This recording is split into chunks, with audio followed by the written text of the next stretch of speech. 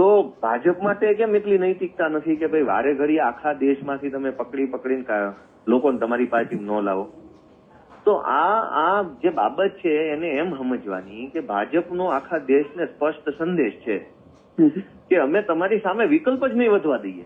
વિકલ્પ નહીં વધે. એ અમારે સચ્ચા ગામડામાં છે ને ગોપાલભાઈ ઈ થાય છે કે હવે વિરોધ પક્ષ ખતમ થઈ જશે, લોકોને ધરણા ઉપવાસ કે રેલી કે આંદોલન તો સરકાર કરવા નહીં દેવાની, તો લોકોના પ્રશ્નો વિધાનસભામાં ઉઠાવશે કે નહીં? વાત માત્ર વિધાનસભા પૂરતી નથી.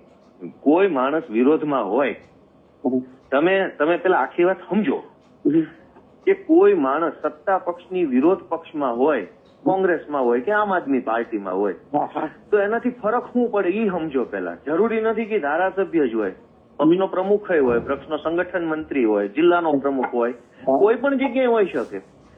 જો માણસ વિરોધમાં હોય તો એ છાસવારે કોઈ પણ મુદ્દા ઉપર પોતાનો અભિપ્રાય વ્યક્ત કરતો રહે.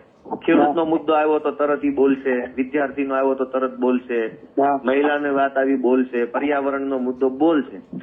જો કોઈ બોલવા વાળો માણસ અસ્તિત્વમાં હોય તો એ કંઈક બોલશે, કંઈક બોલશે તો લોકો કંઈક સાંભળશે, કંઈક સાંભળશે તો લોકો કંઈક વિચારશે, અને વિચારશે તો ભાજપને મત નહીં આપે.